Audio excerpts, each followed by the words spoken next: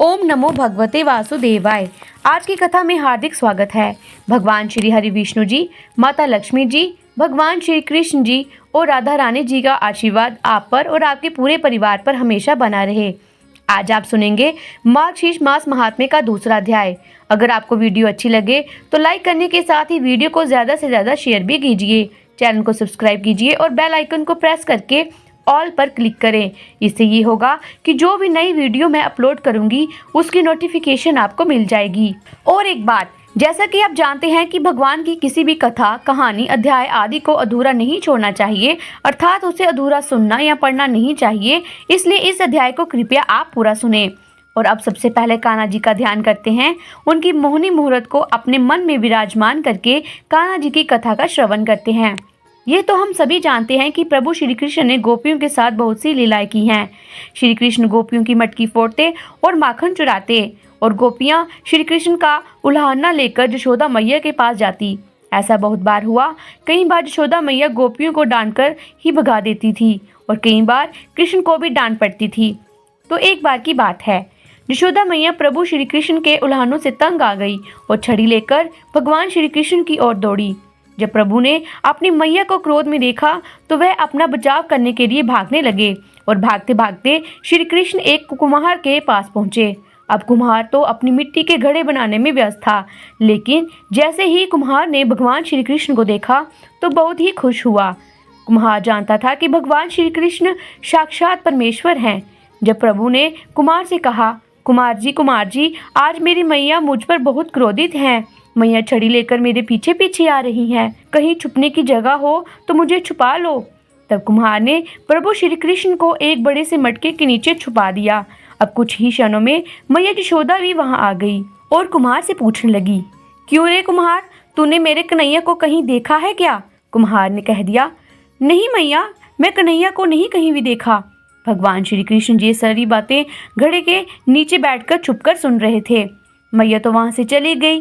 अब प्रभु श्री कृष्ण कुम्हार से कहते हैं, कुमार जी, यदि मैया चली गई हो तो मुझे इस घड़े से बाहर निकालो। कुम्हार बोला, ऐसे नहीं प्रभु जी, पहले मुझे 84 लाख योनियों के बंधन से मुक्त करने का वचन दो।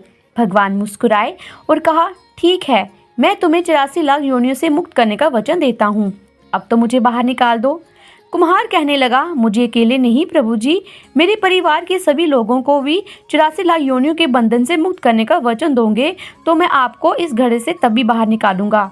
प्रभु जी कहते हैं, चलो ठीक है, उनको भी 84 लाख योनियों के बंधन से मुक्त होने का मैं वचन देता हूँ। अब तो मुझे घड़े से बाहर निकाल दो।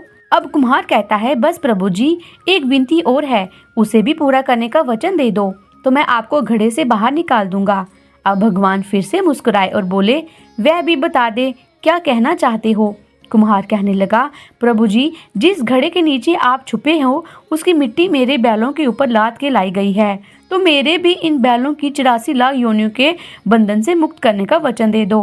भगवान ने कुम्हार के प्रेम पर प्रसन्न होकर उन बैलों को भी 84 के बंधन से मुक्त होने का वचन दिया। भगवान बोले, अब तो तुम्हारी सारी इच्छा पूरी हो गई, तो अब तुम मुझे इस घड़े से बाहर निकाल दो।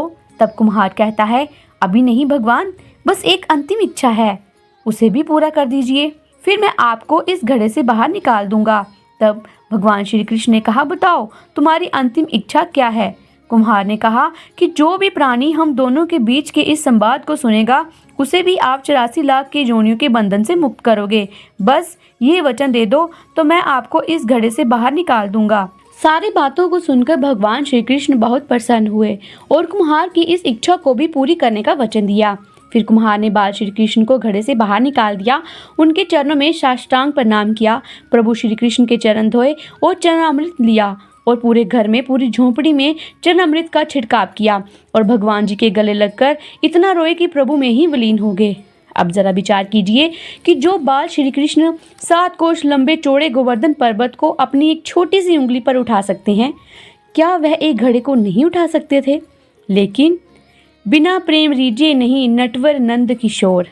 कोई कितना भी यज्ञ करे, कोई कितने भी अनुष्ठान करे, कितना भी दान करे, चाहे कितनी भी भक्ति करे, लेकिन जब तक मन में प्राणी मात्र के लिए प्रेम नहीं होगा, भगवान श्री कृष्ण नहीं मिल सकते। इसलिए चराचर जगत में जो भी प्राणी हैं, सबसे प्रेम करना चाहिए, क्योंकि छोटी सी चींटी हो या बड़ा सा हाथी, हर जीव में ईश्वर का उतना ही कण विद्यमान है। और अगर इस कहानी को हम ध्यान से सुने तो एक चीज़ बहुत स्पष्ट रूप में समझ में आती है। कुम्हार चाहता तो भगवान से बहुत कुछ मांग सकता था, दौलत, शोहरत, नाम, यश, सब कुछ, लेकिन उसने भगवान से मांगा 84 के चक्कर से मुक्ति का वरदान, क्योंकि बाकी सब चीज़ें नश्वर हैं, यथार्थ शाश्वत सत्य है प्रभु में मिलन। और जब प्रभु से मांग रहे हैं तो छोटी छोटी चीज़ें क्यों, सीधे भगवान से मिलन क्यों ना मांग लिया जाए। और जब एक बार भगवान की कृपा हो जाएगी तो बाकी सभी चीज़ें तो वैसे भी भगवान जी दे ही देंगे। इसलिए भगवान से भगवान की भक्ति ही मांगी जाए, बाकी सभी चीज़ें उनकी कृपा पर ही छोड़ दी जाएं। प्रेम से बोलिए भगवान कृष्ण की जय। सूत जी कहते हैं कि जो संपूर्ण जगत को आनंद प्रदान करने वाले तथा भोग और मोक्ष देने वाले हैं, उन्हें लक्ष्मीपति भक्त वत्सल्य देवकी नंदन श्री कृष्ण को मैं प्रणाम करता हूँ। एक समय की बात है, श्वेत द्वीप में देवादिदेव भगवान रमाकांत सुख से विराजमान थे। उस समय ब्रह्मा जी ने नमस्कार करके पूछा, हे ऋषिकेश, आप संपूर्ण जगत को धारण करने वाले हैं, आपके नामों का श्रवण और कीर्तन परम पवित्र है। आपने पहले ये कहा कि मार्गशीर्ष मास मैं ही हूँ, अतः उस महीने का महत्व क्या है, यही मैं यथार्थ रूप से जानना चाहता हूँ। श्री भगवान बोले कि हे ब्राह्मण, जो कोई पुण्य करने वाली मेरे भक्त हैं, उन्हें मार्गशीर्ष मास का व्रत अवश्य करना चाहिए, क्योंकि यह मेरी प्राप्ति करने वाला है। हे ब्राह्मण, मार्गशीर्ष मास मुझे सदैव बहुत प्रिय है। जो मनुष्य प्रातः काल उठकर मार्गशीर्ष मास में विधि पूर्वक स्नान करता है, उस पर संतुष्ट होकर मैं अपने आप को भी उसे समर्पित कर देता हूँ। इस विषय में इस इतिहास का उदाहरण दिया करते हैं। इस पृथ्वी पर महात्मा नंद गोप सर्वत्र विख्यात थे। उनके रमणीय गोकुल में सहस्त्र गोप कन्याएं थीं। उन सबका चित्त मेरे स्वरूप में ही लग गया था। तब मैंने उन्हें मार्गशीर्ष मास में स्नान करने की सलाह दी। उन्होंने उस समय प्रतिदिन प्रातःकाल विधि पूर्वक स्नान और पूजन किया, अपने इष्ट देव को नमस्कार किया। इस प्रकार पूरे विधि पूर्वक व्रत पालन करने से मैं उन पर बहुत प्रसन्न हुआ और वरदान के रूप में मैंने अपने आप को ही उनको समर्पित कर दिया। अतः सब लोगों को मार्गशीर्ष व्रत की विधि का पालन अवश्य करना चाहिए। रात्रि के अंत में शयन से उठकर विधि पूर्वक आचमन करके अपने गुरु को नमस्कार करें और आलस छोड़कर मेरा चिंतन करें।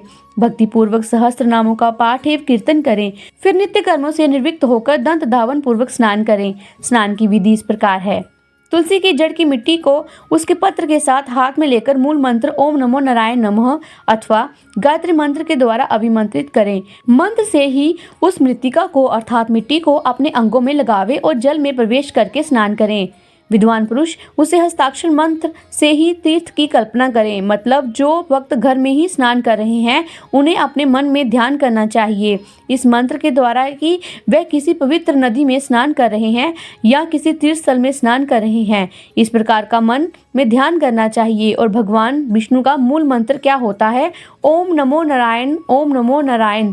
और स्नान करते समय माँ गंगा से इस प्रकार से प्रार्थना कीजिए कि हे गंगे, तुम भगवान विष्णु के चरणों से प्रकट हुई हो, इसलिए वैष्णवी हो। श्री विष्णु जी तुम्हारे देवता हैं। तुम जन्म से लेकर मृत्यु पर्यंत सभी पापों से मेरी रक्षा करो। इस प्रकार 7 बार जाप करके हाथ जोड़कर तीर्थ के जल को प्रणाम करें और 3, 4, 5 या 7 बार जल में गोता लगाने के बाद फिर से तुलसी की जड़ की मिट्टी को हाथ में लेकर उसे अभिमंत्रित करें। मिट्टी को अभिमंत्रित करने के लिए अपने हाथ में लेकर इस प्रकार से प्रार्थना करें, हे वसुंधरे, तुम्हारे ऊपर अश्व और रथ चलते हैं। भगवान विष्णु ने तुम्हें अपने पगों से नाप लिया था। मैंने जो भी दुष्कर्म किया है उसे मेरे सारे पाप को तुम हर लो। तुम समस्त प्राणियों की उत्पत्ति का अधिष्ठान हो। तुम सैकड़ों भुजाओं वाले 12 व्रतधारी भगवान विष्णु ने अकारनाओं के जल से ऊपर तुम्हें निकाला है। तुम्हें नमस्कार है। इस प्रकार स्नान करके विधि पूर्वक आचमन करें और जलाशय के किनारे आकर 2 शुद्ध वस्त्र धारण करें। तत्पश्चात पुनः आचमन करके देवताओं, पितरों तथा ऋषियों का तर्पण करने के बाद खुले हुए वस्त्रों को निचोड़े। तदंतर पुनः आचमन करके बोध वस्त्र से अपने आप को आंचित करके तीर्थ की शुद्ध मिट्टी को हाथ में लेकर ओम नमो नारायण मूल मंत्र है, उस मंत्र को अभिमंत्रित करके उसके द्वारा वैष्णुपुराश, ललाट आदि अंगों में ऊर्ध्वपुंड धारण करें। ललाट में तिलक लगाते समय ओम केशवाय नमः कहकर भगवान केशव का चिंतन करें। इसी प्रकार उदर में नारायण, वक्षस्थल में माधव, कंडकूप में गोविंद, दाहिने ककुंशक में विष्णु, दाहिने भुजा में मधुसूदन, कानों के मूल भाग में त्रिविक्रम, व्यापार भाग में वामन, बाएं भुजा में शिरधर, पेट में पद्मनाभ, गर्दन के पीछे दामोदर और मस्तक में भगवान वासुदेव का न्यास एवं चिंतन करें। इस प्रकार भगवान विष्णु के सालों की इस सिद्धि के लिए नित्य ऊर्ध्वपुंड धारण करना चाहिए। अच्छा, विष्णु तिलक को ऊर्ध्वपुंड मतलब बहुत से भक्त हैं जो कि समझ नहीं पा रहे होंगे, तो मैं आपको बता दूं, जो भगवान विष्णु का तिलक होता है उसे ऊर्ध्वपुंड कहा जाता है, जो कि ललाट के बीचों बीच ऊपर की तरफ करके और तिलक लगाया जाता है। और जैसे कि भगवान शिव का जो तिलक हम लगाते हैं त्रिपुंड कहा जाता है, उसी प्रकार से विष्णु भगवान के तिलक को ऊर्ध्वपुंड कहा जाता है। भगवान श्री कृष्ण ब्रह्मा जी से आगे कहते हैं कि हे ब्राह्मण, जो भक्त द्वारका की मिट्टी को हाथ में लेकर उसे प्रतिदिन अपने ललाट में ऊर्ध्वपुंड करता है, उसके द्वारा किए जाने वाले सत्कर्मों का फल कोटि गुना हो जाता है। ललाट में गोपी चंदन का तिलक करने से मनुष्य अपने कर्मों का अक्षय फल पाता है। जो ब्राह्मण गोपी चंदन का सुंदर और पूर्ण प्रतिदिन अपने ललाट में धारण करता है, वह मेरे धाम में स्थित होता है और मैं लक्ष्मी जी के साथ उस घर में हमेशा निवास करता हूँ। मृत्यु काल में जिसकी भुजाओं में, ललाट में, हृदय में और मस्तक में गोपी चंदन लगा होता है, वह लक्ष्मीपति के लोक में जाता है। जिसके ललाट में गोपी चंदन विद्यमान है, उसको मेरे प्रभाव से ग्रह, राक्षस, यक्ष, पिशाच, नाग और भूत आदि पीड़ा नहीं देते हैं। हे चतुरानन, मेरा प्रिय करने के लिए तथा अपने कल्याण और रक्षा के लिए मेरा भक्त प्रतिदिन सायकाल और प्रातःकाल मेरी पूजा और होम में काचित होकर ऊर्ध्वपुंड धारण करे। ऊर्ध्वपुंड संसार बंधन का नाश करने वाला है। बोलिए विष्णु भगवान की जय, लक्ष्मी माता की जय, भगवान श्री कृष्ण की जय, श्री राधा रानी की जय। तो ये थी मार्गशीर्ष मास के महत्व का दूसरा अध्याय। अगर आपको वीडियो अच्छी लगी हो तो प्लीज़ उसे लाइक करें, और अगर आपने हमारे चैनल को अभी तक सब्सक्राइब नहीं किया है तो प्लीज़ उसे सब्सक्राइब कर दीजिए और बेल आइकन को प्रेस कर दीजिए। और हाँ, एक बात और, अपना बहुत ही कीमती समय हमें देने के लिए आपका बहुत बहुत धन्यवाद। जल्द ही मिलते हैं मार्गशीर्ष मास महात्म्य के तीसरे अध्याय के साथ। तब तक के लिए राधे राधे।